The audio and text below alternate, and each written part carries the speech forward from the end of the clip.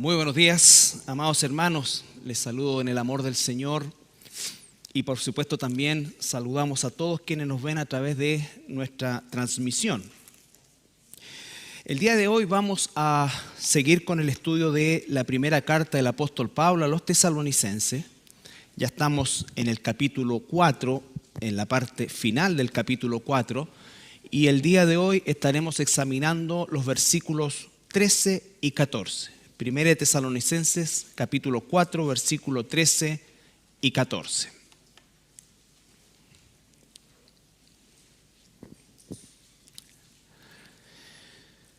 Bien, dice así la palabra del Señor. Tampoco queremos, hermanos, que ignoréis acerca de los que duermen, para que no os entristezcáis como los otros que no tienen esperanza. Porque si creemos que Jesús murió y resucitó, así también traerá Dios con Jesús a los que durmieron en Él. Padre, esta mañana te damos gracias por la libertad, el privilegio, Señor, que tenemos de reunirnos, de tener libremente en nuestras manos tu palabra, poder abrirla, Señor, examinarla, Padre, y aún así, Señor, también la libertad de poder aplicarla a nuestras vidas. Gracias, Señor amado, en el nombre de Jesús. Amén. Bueno, recuerden ustedes que el capítulo 4 de esta carta, la primera carta del apóstol Pablo a los tesalonicenses, el apóstol trató varios temas o un par de temas bien importantes y relevantes, ¿no es cierto? Primero, y entendiendo también que todo lo que está tratando Pablo, no solamente en estos capítulos, sino que a lo largo de cada escritura que él hizo, está bajo la gran cobertura de la voluntad de Dios. Solamente para recordar el capítulo 4, en el versículo 2, dice, pues, porque ya sabéis qué instrucciones os dimos en el Señor Jesús, pues la voluntad de Dios es vuestra santificación, que apartéis de fornicación. En este caso, ¿no es cierto?, comienza a tratar el tema de la inmoralidad sexual, pero también trata el asunto del amor fraternal, ¿no es cierto?, lo refuerza, y además de eso, ¿no es cierto?, refuerza la idea del trabajo, de la necesidad del cristiano tener una visión bíblica del trabajo en cuanto a lo que eso significa y cómo es que a través del trabajo, el que sea, ¿no es cierto?, nosotros también honramos y presentamos credenciales, por así decir, de que somos hijos de Dios, enfocado principalmente en el hecho de la actitud para nuestro trabajo, de la diligencia y la excelencia que debemos buscar en lo que hagamos, independiente si este es un trabajo o un oficio donde consideramos a lo mejor que no es de mucha importancia, pero ante los ojos de Dios, cada una de las actividades que nosotros realizamos son importantes y deben ser hechas para su gloria. Entonces, Pablo ha ido tratando estos temas y ahora hay otro tema que va a tratar, con el cual va a terminar el capítulo, que tiene que ver con el asunto de la muerte. El tema acá es la muerte, ¿no es cierto? Los tesalonicenses de alguna manera le hicieron saber seguramente a Timoteo. Recuerden que Timoteo es enviado y Timoteo regresa después con las noticias de Pablo, de los hermanos, y alegra el corazón de Pablo, pero obviamente el poco tiempo que Pablo estuvo con ellos no pudo o no se pudo generar una enseñanza más completa. Ahora, hay un tema con la muerte que está inquietando a los hermanos en Tesalónica. Ellos tenían claro, porque Pablo les había enseñado con toda certeza acerca del regreso del Señor, del arrebatamiento, de la segunda venida. Les había hablado acerca de esto, pero obviamente no había todavía una sincronización en la mente de estos hermanos que estaban en una cultura donde existían infinidad de teorías acerca de qué pasaba con los muertos, que iban desde la aniquilación completa hasta la conversión, porque filosofías como la reencarnación, en fin, y todo esto no son nuevas. Estas han estado más o menos por largo tiempo y en aquella época también se hablaba de eso. Recuerden que cuando Jesús le pregunta a los discípulos ¿quién dice la gente que yo soy? Dicen algunos Juan el Bautista, que ya había muerto, o algún profeta. O sea, había en la mente de los discípulos, a pesar de estar en la zona de Judea, una influencia de todas las filosofías y los pensamientos que existían acerca de la muerte. Y aquí había una enseñanza también que era difícil, ¿no es cierto?, como lo que significaba verdaderamente el estado de aquellos que morían en Cristo, ¿ya? Y si nosotros hacemos un análisis, probablemente y con toda certeza, la temática más complicada de hablar para los seres humanos, con todas las que puedan existir, es el tema de la muerte, porque existe en nuestra cultura católica romana probablemente alguna concepción de las obras, ¿no es cierto?, que de alguna forma garantizarían, o mejor dicho, serían evaluadas por Dios y de esa manera Dios decidiría en un momento determinado, en una suerte de balanza, si vamos con Él o no vamos con Él. De hecho, el catolicismo romano inventó en la Edad Media este tema del purgatorio como una forma de explicar, pero con una finalidad comercial, el tema de la muerte. Entonces decía que todos los que morían iban al purgatorio y ahí lo que había que hacer era pagar misas, pagar rezos, de forma que la tortura fuera no tan grande y el tiempo que permaneciese ahí no fuera tan extenso, ¿ya?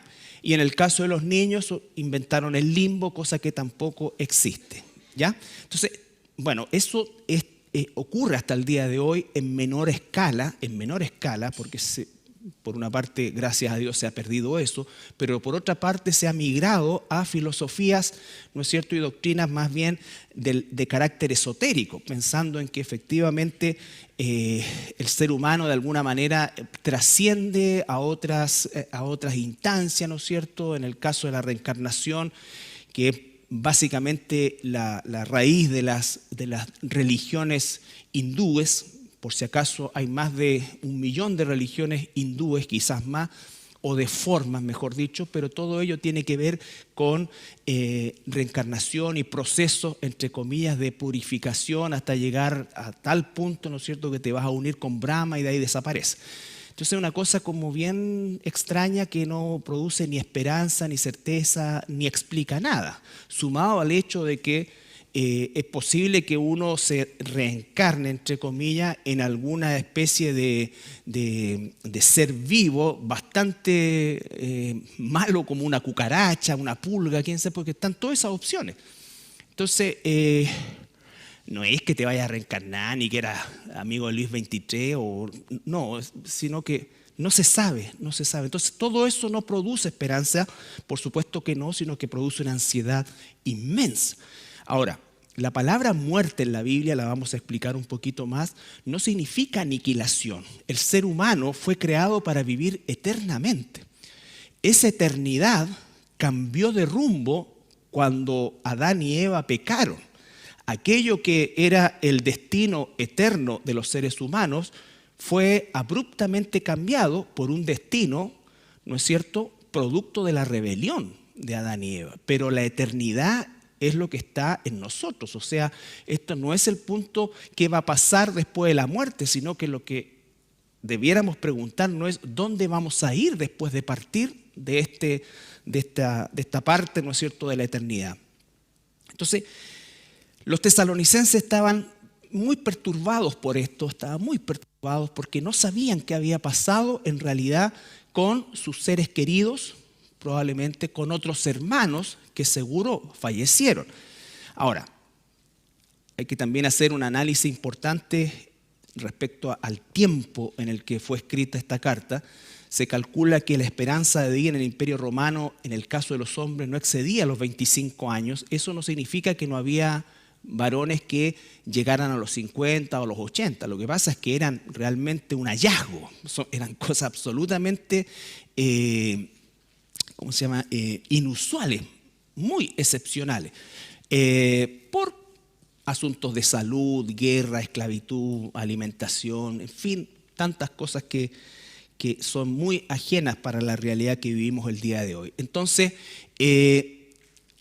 lo más seguro es que entre la salida de Pablo y la llegada de Timoteo con estas noticias, ya habían partido varios hermanos de la iglesia de Tesalónica. Y ellos se preguntaban, bueno, ¿qué pasa con ellos? ¿Qué pasa con ellos? Porque además había una creencia muy extendida, básicamente por los judaizantes, que decían que el que se murió antes que Jesús viniera se perdió, ¿no es cierto?, el arrebatamiento, y por lo tanto no se va con Jesús. ¿Ya? Entonces el apóstol toma todo esto, todo este, diríamos nosotros, enredo que producía una tristeza muy grande en los hermanos de Tesalónica, y comienza a ordenar lo que realmente sucede con los hijos de Dios al momento de partir de esta vida, ¿ya? O de esta forma de vida. Por eso es que parte diciendo, el versículo 7, tampoco queremos. Lo que significa es que ese tampoco implica que han habido otros temas anteriormente, y por supuesto ya los hemos tratado, pero dice tampoco queremos, hermanos, lo hace de una manera dulce, ¿no es cierto? No los está regañando, sino que se dirige a ellos. Y la palabra hermanos también circunscribe lo que va a decir a continuación exclusivamente a quienes han nacido de nuevo, ¿ya? Lo que va a relatar el apóstol en relación a la muerte es aplicable solamente a aquellos que han nacido de nuevo. Que ignoréis, lógico, la ignorancia trae inestabilidad emocional, ¿no es cierto?, incertidumbre, en fin, tantas cosas que es una de las razones por lo que a la gente no le gusta hablar de la muerte, porque bueno, no saben en realidad qué va a pasar, ya no saben qué va a pasar. Y le dice, ¿qué ignoréis acerca de los que duermen? Y usa un eufemismo, ¿no es cierto?, dormir, en relación a aquellos que están muertos como hijos de Dios. Entonces, lo primero que le dice, no quiero que ignoren acerca de los que duermen. Y la palabra o la expresión dormir, ¿no es cierto?, es una expresión que usó el mismo Jesús, por ejemplo, en Mateo 9:24.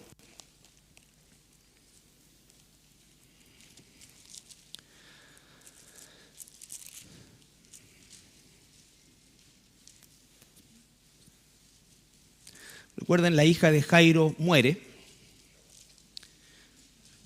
9:24. Llaman a Jesús. De hecho, se burlan porque Jesús usa esta expresión.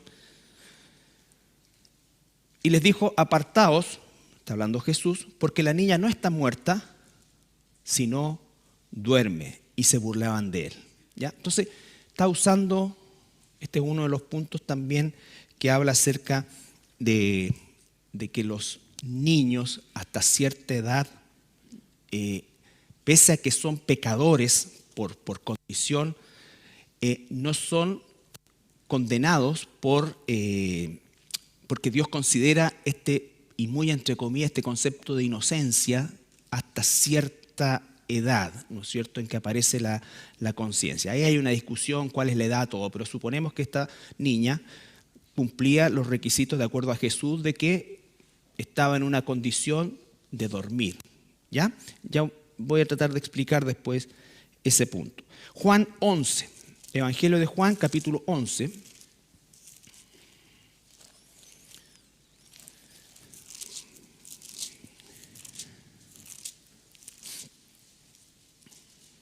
Evangelio de Juan, capítulo 11, versículos 13 y 14. Aquí nos encontramos en la muerte de Lázaro, ¿no es cierto? Juan 11, 13, 14. Pero Jesús decía esto de la muerte de Lázaro, y ellos pensaron que hablaba del reposar del sueño.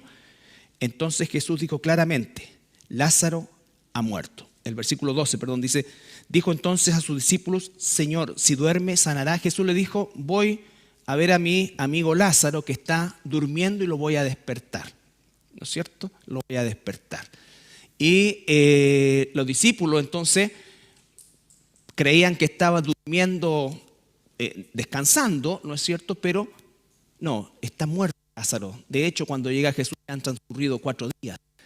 Pero él usa este término, que es un término exclusivamente ocupado con aquellos que son hijos de Dios, ¿ya?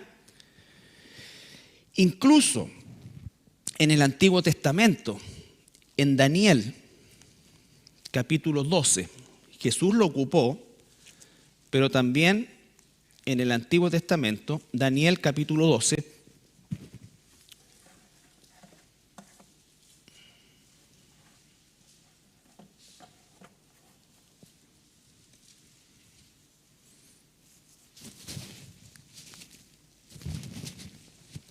versículo 2. Está hablando Daniel del final de los tiempos, algo que todavía no hemos vivido.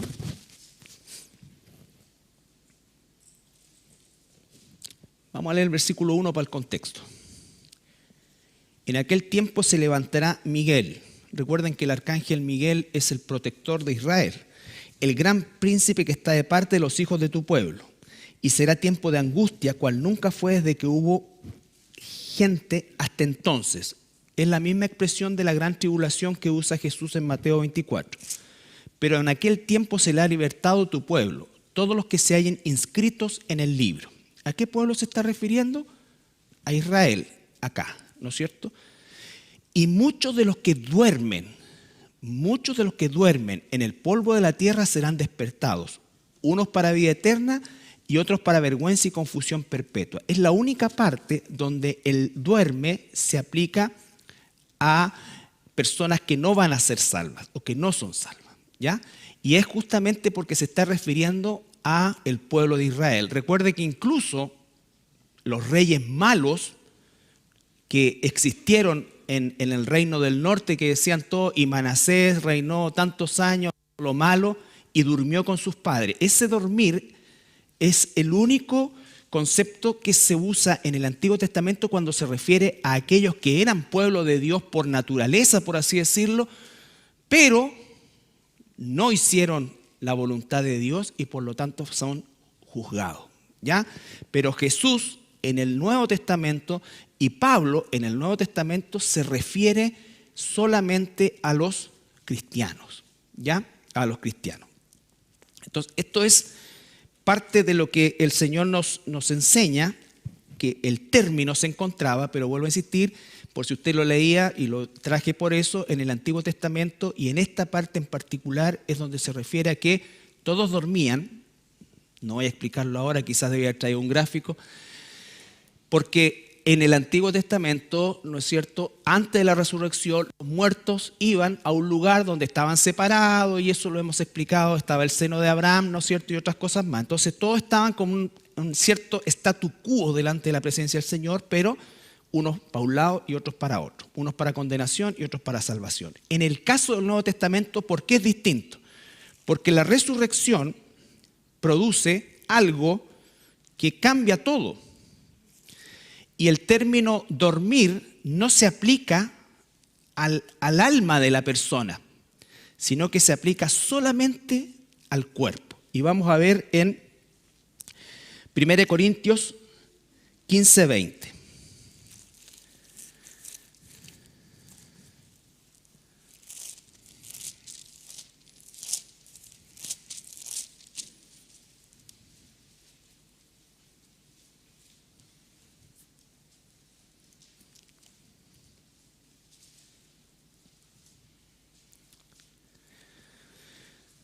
Primera Corintios 15:20.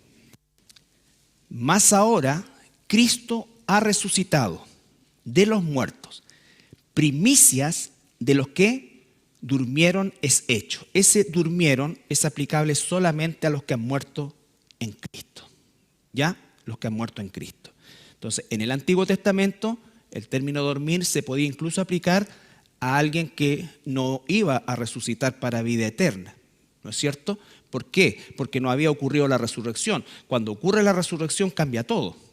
De hecho, vamos a ver que nosotros ya cuando nuestra alma es separada del cuerpo, no vamos al lugar que iban los antiguos, sino que vamos directamente a la presencia del Señor. Entonces Pablo va a explicarles un poco dentro de lo que en ese tiempo lograban captar los hermanos en Tesalónica, y volvemos a 1 Tesalonicenses.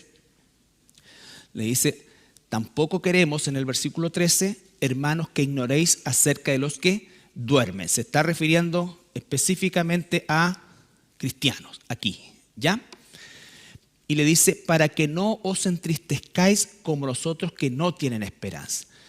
Una cosa que es importante es que Pablo no está recriminándolos acá porque se entristezcan.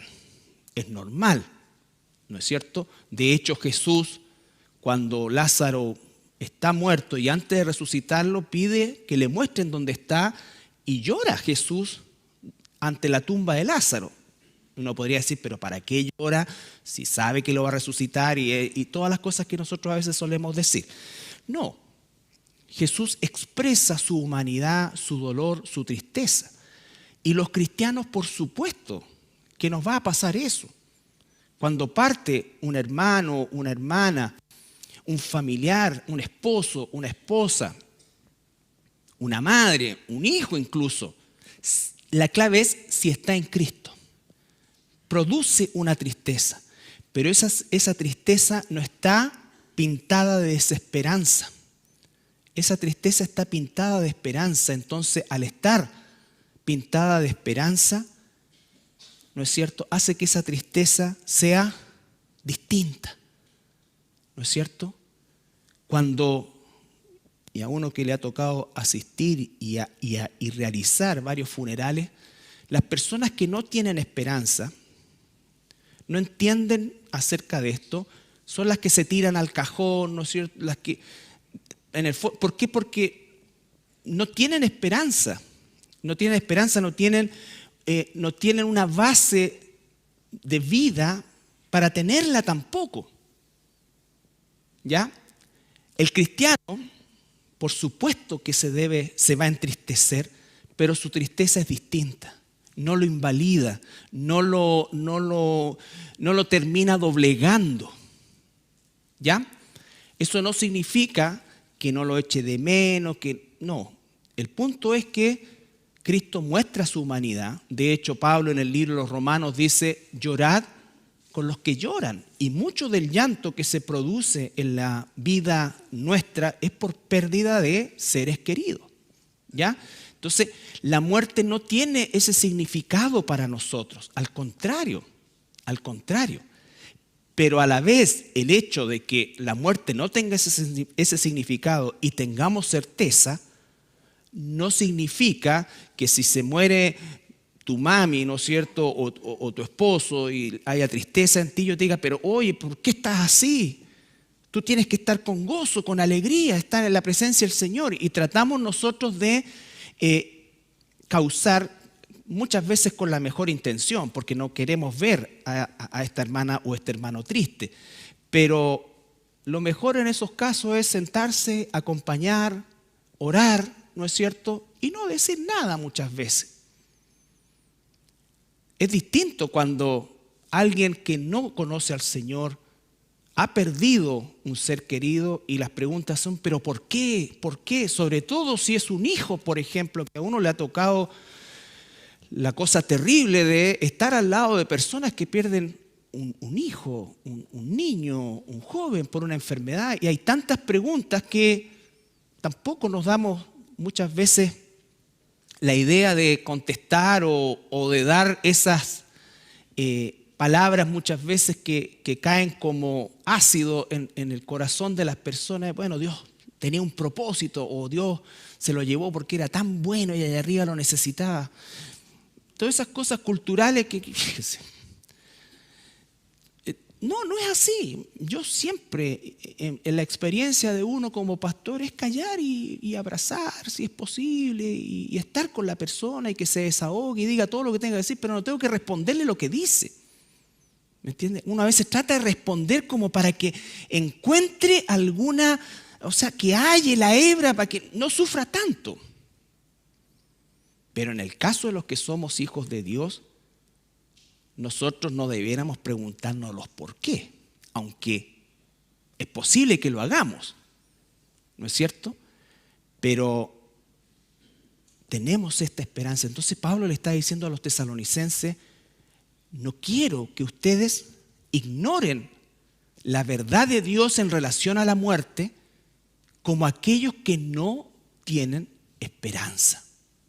Como aquellos que no tienen esperanza. ¿Ya? En 2 Corintios capítulo 5.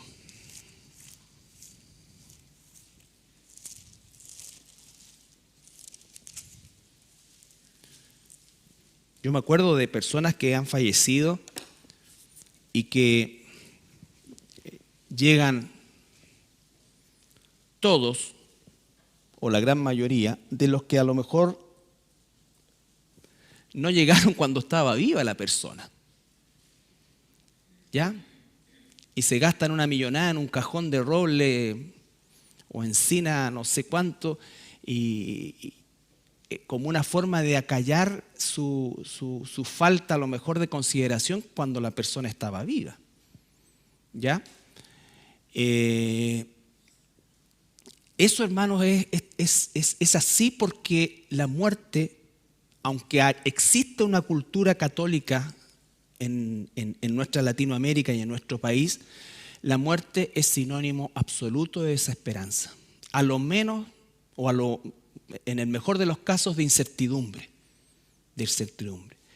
Pero en el cristiano no es así. No debe ser así. ¿Ya? Entonces,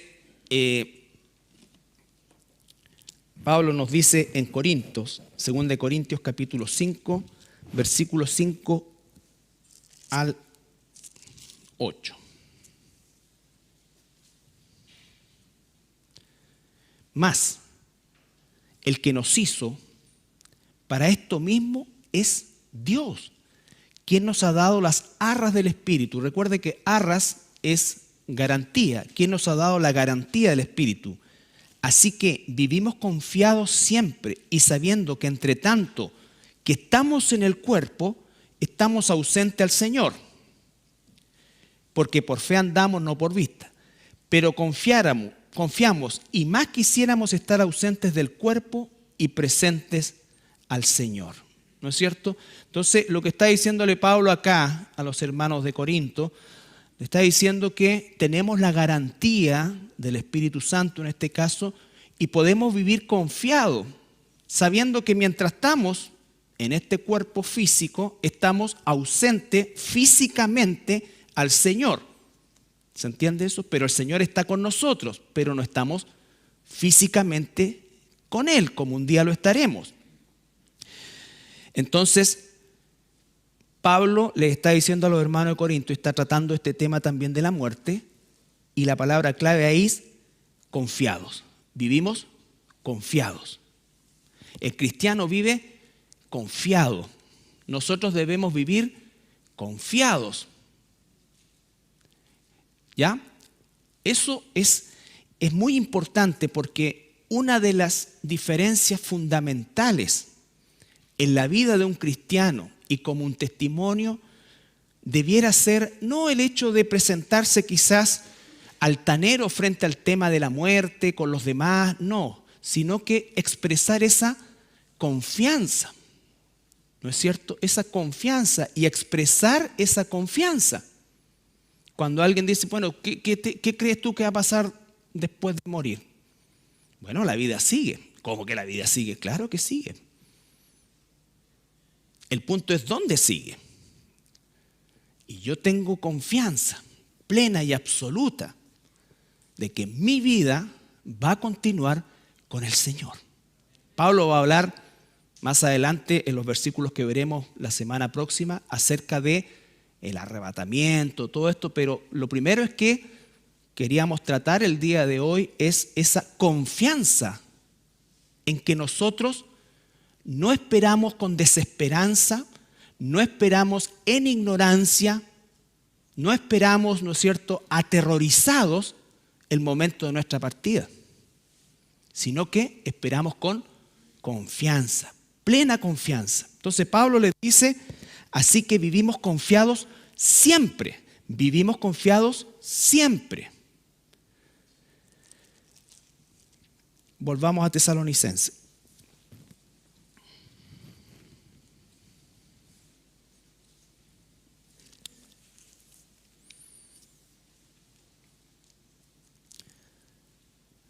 Tampoco queremos, hermanos, 13:9, que ignoréis acerca de los que duermen.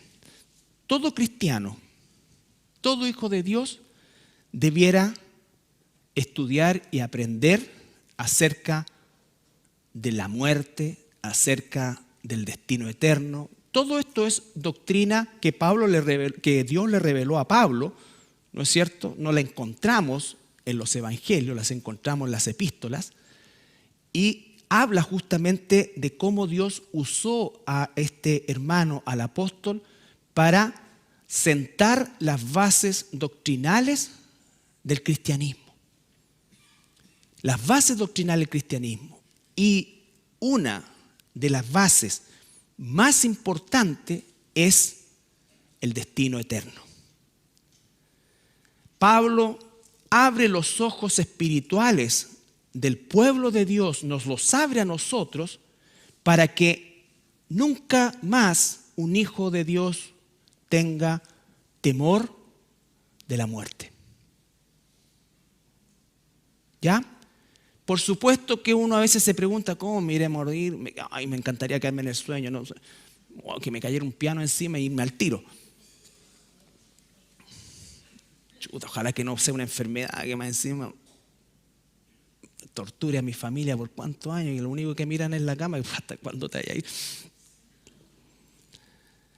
Entonces uno como que eso un poco divaga, principalmente para no traer problemas arrastrados de eso. Pero bueno, si es así, tocará así, no importa. Pero el tema es que todo tiene fecha de término. ¿Ya? Y la confianza nuestra tiene que ser plena. ¿Y nos entristecemos cuando un ser querido parte? Por supuesto que sí. Estamos hablando en el contexto de hermano, dice, ¿no es cierto? Por lo tanto, entendemos que quien se fue es un hermano.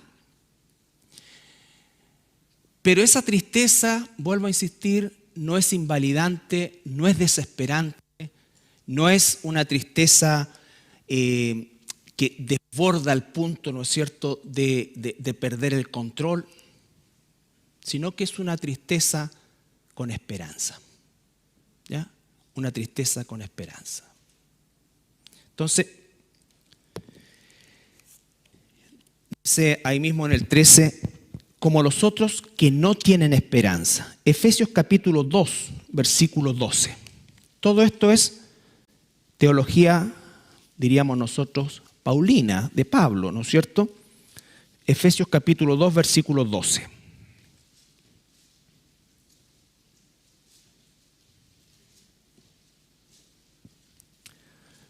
Pablo les está recordando a los hermanos de Éfeso, ¿no es cierto?, que en otro tiempo ellos vivían como viven todos aquellos el día de hoy que no conocen al Señor, que no conocen al Señor. En aquel tiempo, 2:12, estabais sin Cristo, alejados de la ciudadanía de Israel y ajenos a los pactos de la promesa, sin esperanza y sin Dios en el mundo. Sin esperanza y sin Dios en el mundo. Y el versículo 13 dice, pero ahora, en Cristo Jesús, ¿no es cierto? Pero ahora, en Cristo Jesús, ¿cómo vivíamos nosotros antes? Sin esperanza y sin Dios en el mundo. Aunque hubiésemos sido religiosos, aunque hubiésemos sido creyentes a mi manera, no. Si no es en Cristo, no es lo verdadero. Pero ahora en Cristo, vosotros que en otro tiempo estabais lejos, habéis sido hechos cercanos por la sangre de Cristo. Cristo, Cristo, Cristo, la obra de Cristo. Entonces, Pablo les está diciendo a los hermanos de Tesalónica exactamente el mismo principio que les dice a los corintios, que le dice a los romanos, que le dice a los hermanos de Éfeso. ¿No es cierto? Nosotros no debemos vivir sin esperanza.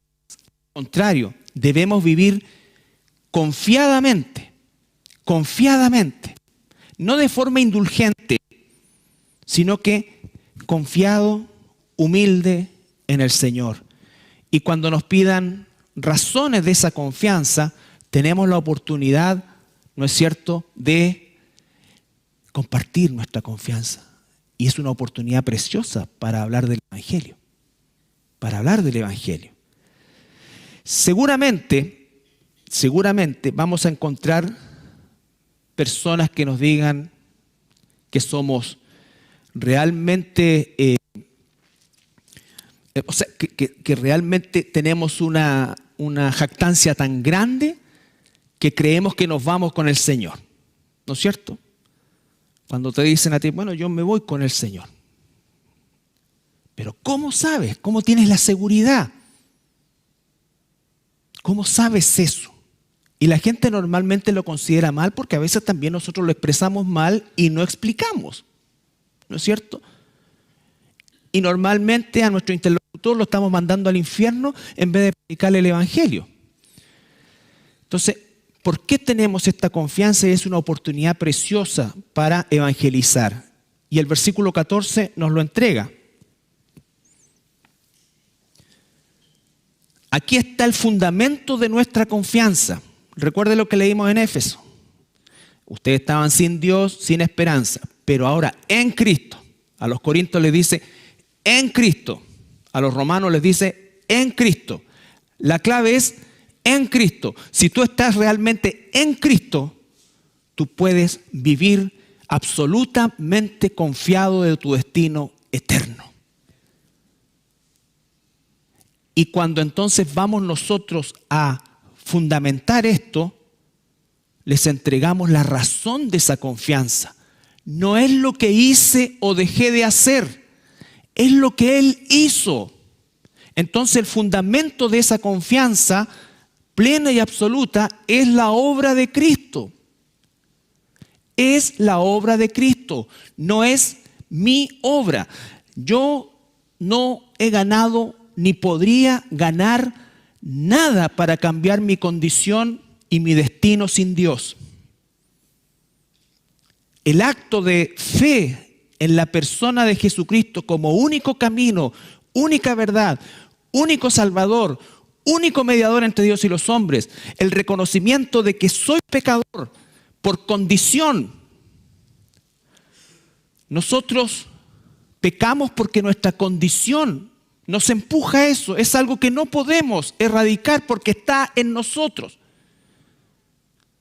El único que puede cambiar esa condición es Jesucristo.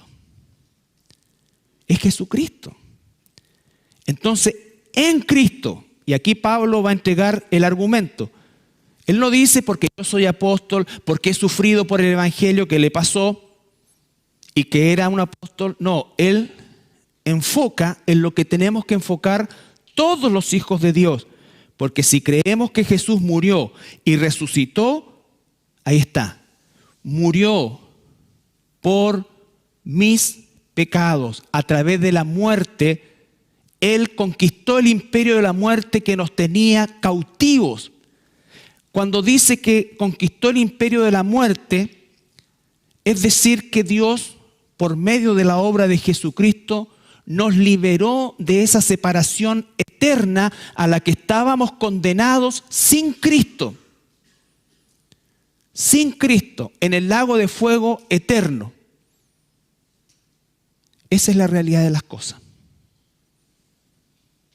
Entonces, todo eso, hermanos, cambia mi perspectiva, porque mi confianza no está en lo que yo haga o deje de hacer, sino en lo que Él hizo. Ahora, todo lo que hago, por eso dice Pablo en el 4, ¿recuerdan? Hacer las cosas que agradan a Dios. Y usa la palabra agradar a Dios porque es un acto de gratitud. Mi entrega, tu entrega, tu deseo de servirle no viene de ganarte algo, sino que viene de agradecer. De agradecer. Por eso es que siempre digo, por lo menos,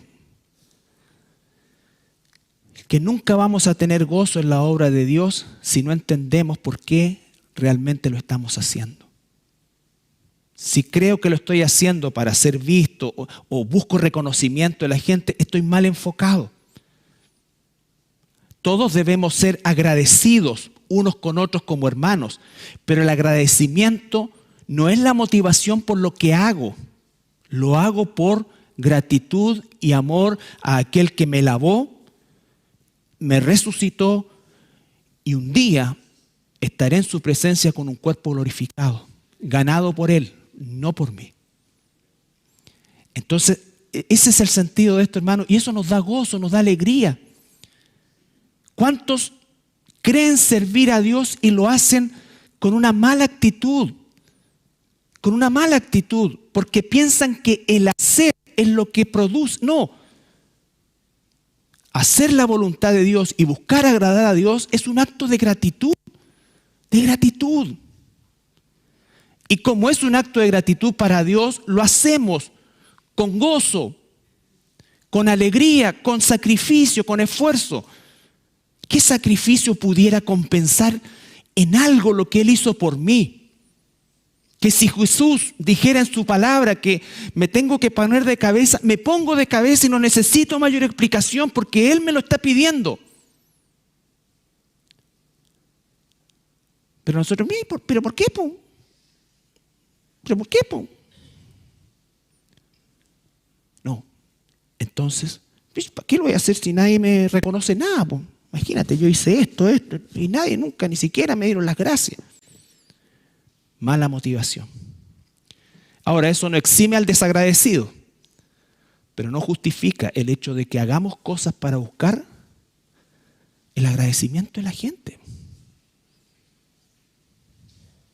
¿Qué pasa en el mundo cuando la gente quiere, mira, yo fui autor de este proyecto, yo hice esto, yo, ¿no es cierto?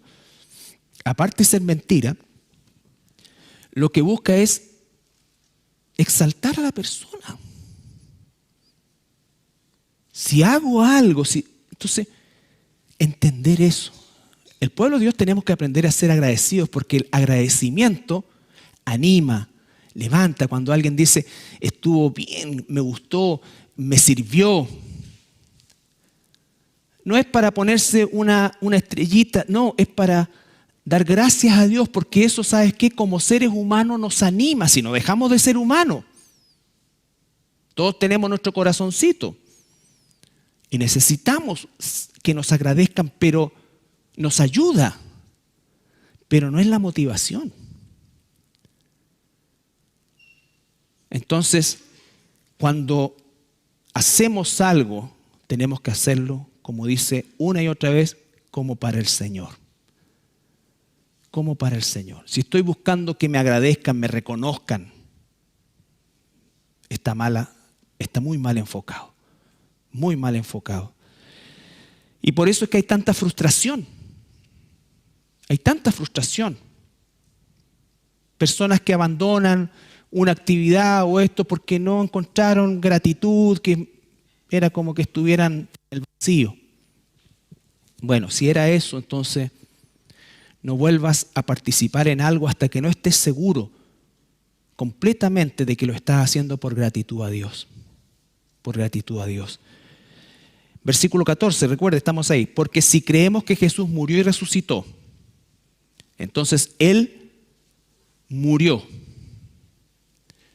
La paga del pecado, recuerdan Romanos 6:23. Romanos 6:23 dice, la paga del pecado es muerte, separación eterna. Mas la dádiva de Dios es vida, es lo opuesto. Vida eterna en Cristo Jesús. Vida eterna, no muerte eterna, no separación eterna, vida eterna.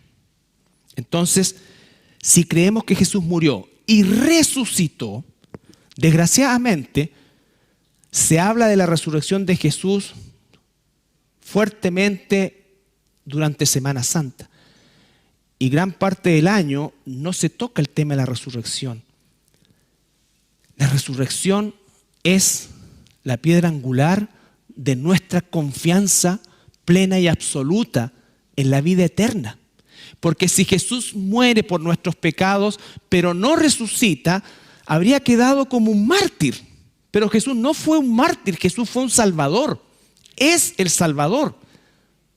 Él vino a pagar el precio de nuestro pecado, a desarraigarnos del imperio de la muerte en el que estábamos. Y nos dio, ¿no es cierto?, vida eterna. Ya estamos viviendo la eternidad con Él. Ahora, todavía no en su presencia física, pero un día estaremos ahí. Por eso tenemos que ser transformados, nuestros cuerpos tienen que ser glorificados, como el cuerpo suyo de la resurrección. Así también, y ahí agrega, así también traerá Dios con Jesús a los que durmieron en Él. ¿Qué le está diciendo a los tesalonicenses ahora en forma puntual? Todos aquellos hermanos que han muerto, no se han perdido nada. Ellos están en el Señor a la espera de la resurrección, que es la entrega del cuerpo glorificado. La resurrección es la entrega del cuerpo glorificado. Pero esas almas están ausentes del cuerpo, ya no del cuerpo que quedó en el sepulcro, ausentes del cuerpo glorificado que todavía no reciben, pero están presentes al Señor. Cuando veamos la próxima semana, si estamos aquí, la subsiguiente, vamos a hacer un pequeño alto el próximo domingo que está en las votaciones. ¿Ya? Vamos a ver este concepto de que Jesús traerá con Él. ¿Ya? Y esto tiene relación con la cultura judía del matrimonio. ¿Ya? Vamos a ver qué significa verdaderamente el concepto del arrebatamiento, porque la palabra es arrebatamiento. Rapto es una palabra que proviene del latín raptus o raptuso, pero la palabra en el original es harpazo, que significa algo que es sacado violentamente, es un término militar que se usaba ya sea para tomar rehenes o para rescatar rehenes. Entonces, Pablo está hablando de los que durmieron ya, están presentes en el Señor. En algún momento determinado, ellos se van a juntar con los que queden y todos van a recibir el cuerpo glorificado. Todos vamos a recibir el cuerpo glorificado. Pero lo que Pablo está transmitiendo aquí es, en primer lugar, ellos están en la presencia del Señor. Usa el término dormir porque es parte de la cultura. ¿Están descansando? Sí. ¿Están en la presencia del Señor? Sí. ¿Están inconscientes? No. La Biblia no dice eso. La Biblia no dice eso. Dice que están presentes al Señor. Y cuando en la Biblia se habla el término presente, se refiere a conciencia. Ellos saben que están ahí, por supuesto. Están esperando el cuerpo glorificado, que es la resurrección. La resurrección. Porque la resurrección implica cuerpo. Implica cuerpo. Cuando Jesús resucita a Lázaro, Lázaro sale en cuerpo y alma. ¿No es cierto? En cuerpo y alma. ¿Se acuerdan del programa de esa cirugía de cuerpo y alma? Sacar un pecho. Un paréntesis. Entonces, si creemos que Jesús murió y resucitó, así también traerá Dios con Jesús a los que durmieron en Él. Tesalonicenses, tranquilos. Los hermanos que ya partieron no se han perdido nada. No se han perdido nada. Porque cuando Jesús vuelva, a los primeros que va a traer va a ser a ellos. Va a ser a ellos con nosotros que quedemos, dice el apóstol, seremos juntos acá. Y aquí ocurrirá en primer lugar el tribunal de Cristo, las bodas del Cordero y el regreso glorioso para la institución del reino de Dios. Ese es el orden. Ese es el evento que está esperando la iglesia. Es el siguiente evento profético que tiene que ocurrir. Pero la base de esto es: no vivamos como los otros que no tienen esperanza. La muerte, dice la gente, es lo único seguro que tenemos. Sí, es verdad. Pero la esperanza con que vivimos nosotros debiera ser un motor que nos impulsara a vivir vidas agradecidas de Dios, llevando esta esperanza a aquellos que no la tienen, Por eso es que el Evangelio, cuando se predica correctamente, si no incluye, o para que se predique correctamente, tiene que incluir, mejor dicho, el hecho de que la persona reconozca el estado en que se encuentra, en ese estado de condenación y ese estado de absoluta perdición. Y por supuesto que está sin ninguna esperanza real. Cuando tú le preguntas a una persona creyente, pero sin Cristo, creyente cultural, y lo he vivido a lo largo de todos los años que hacemos el estudio evangelístico. Si tú te mueres hoy en la noche y supongamos que estás presente delante del Señor y el Señor te preguntase, ¿por qué debiera dejarte entrar? El 100% de las personas a las que se le pregunta echan mano a su currículum. Algunos más grandes, otros más pequeños, otros. Pero nadie dice, yo estoy seguro que voy a entrar. ¿Por qué? Porque su esperanza, aún de aquellos que dicen creer en Dios, pero sin Cristo, ¿no es cierto? ¿Qué es lo que sucede? No tienen certeza. No tienen certeza. Nosotros sí tenemos certeza. Y eso es para vivir despreocupados o presentar más de forma altanera, sino por el contrario, con humildad, expresar esa esperanza, pero no claudicar en ella. Y orar para que aquellos que no la tienen, en primer lugar, se vuelvan al Señor Jesucristo, que es el que realmente murió y resucitó. Y nosotros resucitamos porque Él resucitó. El apóstol Pablo le dice a los corintios que tienen también esta duda, pero más que duda, este enredo. Ellos se estaban preguntando, bueno, ¿cómo vamos a resucitar? Recuerden que estamos en una cultura griega que era una mazamorra muy parecida a la que hay hoy. Entonces Pablo, más de 50 versículos, les explica esto. Pero hay una parte donde les dice, si realmente Cristo no hubiese resucitado, ¿sabes qué? Nosotros somos los más dignos de lástima, porque estamos dando nuestra vida, nuestro sacrificio, nuestro esfuerzo, por una cosa que no es verdad, que no es real. Que no es real. Pero, dice, Cristo sí resucitó. Y nosotros, ¿no es cierto?, tenemos plena confianza en eso. 1 Corintios 6:14 para ir terminando.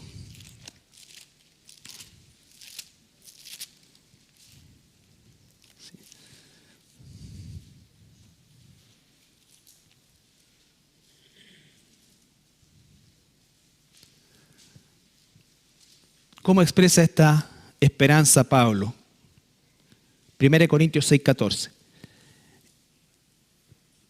Y Dios, que levantó al Señor, nosotros no tenemos ninguna participación, más que poner nuestra fe en eso. Y Dios, que levantó al Señor, también a nosotros nos levantará con su poder. ¿Por qué? Si es que estamos en Cristo. La clave es si estamos en Cristo. Si estamos en Cristo. 2 Corintios 4:14. Me parece que lo leímos, pero sí. No.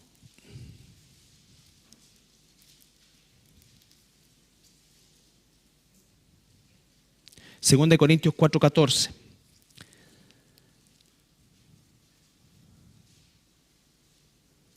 Sabiendo que el que resucitó al Señor Jesús, el mismo principio, a nosotros también nos resucitará con Jesús. Eso habla de una declaración de certeza. A nosotros también nos resucitará. con Jesús y nos presentará juntamente con vosotros. Está hablando a los hermanos de Corinto.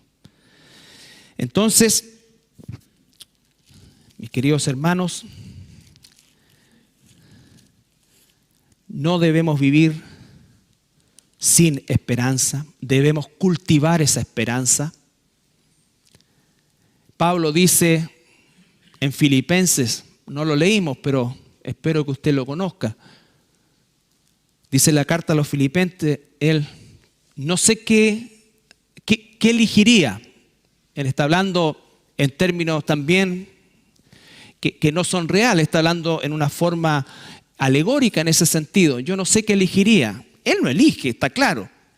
Pero él está pensando y dice, si me quedo con ustedes o me voy con el Señor.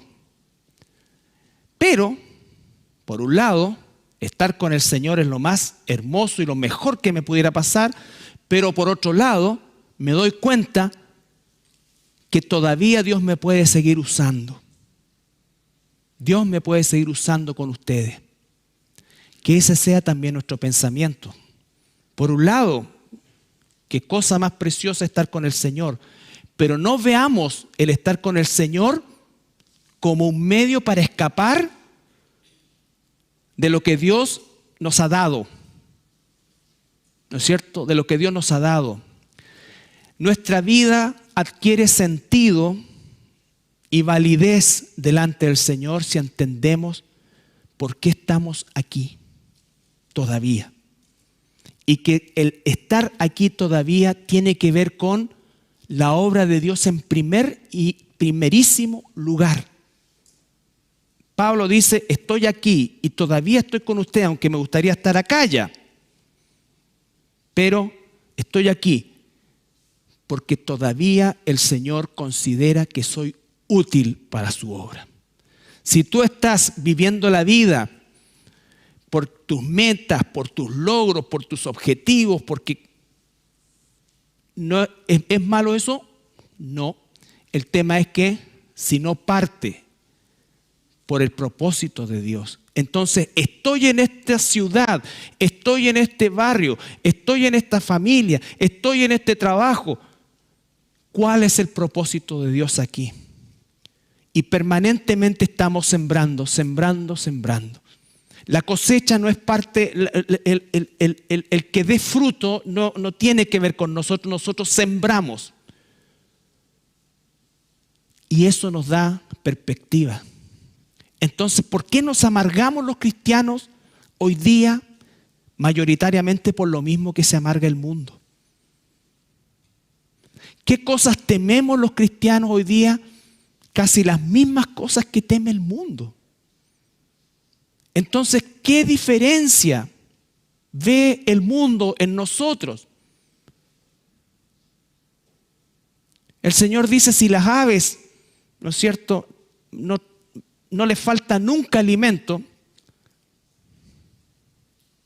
¿por qué ustedes no tienen esa misma confianza?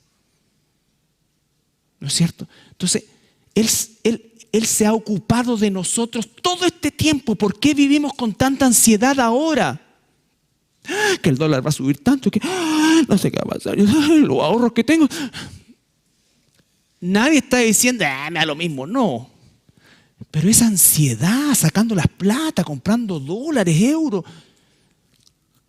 No estoy diciendo que está mal, pero vuelvo a insistir, no sé si me estoy expresando bien. Es como esa ansiedad que se presenta con el mundo también, que elipsa,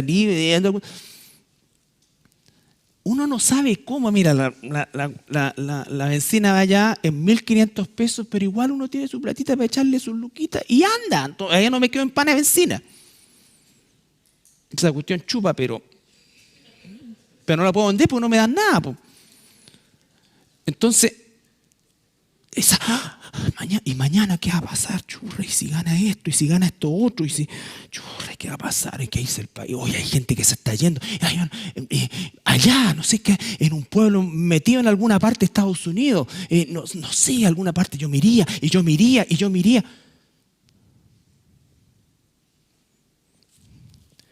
¿Estamos buscando realmente la voluntad de Dios? ¿Vivimos con esa ansiedad? No.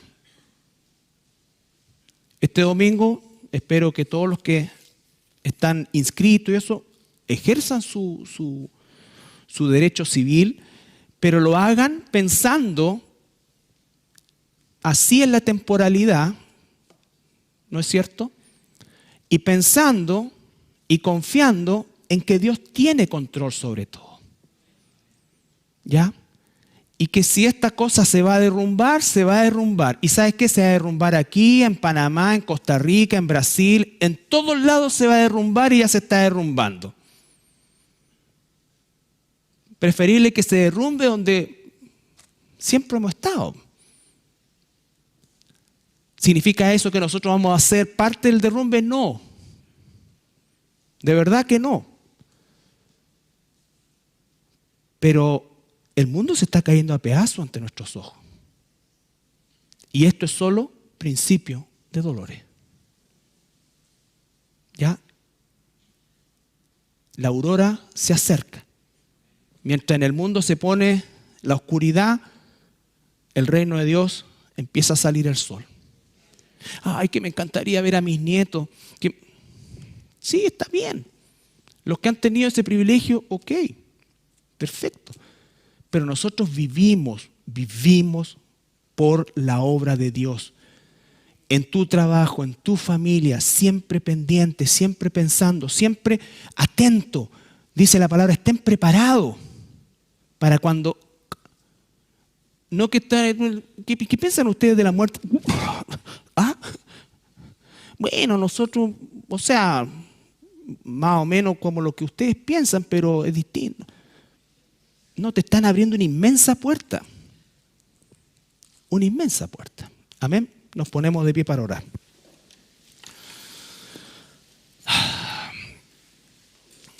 Amado Señor, te damos tantas gracias porque podemos vivir confiadamente, Señor, aún con lo turbulenta que pueda resultar la realidad en que nos encontramos, Padre.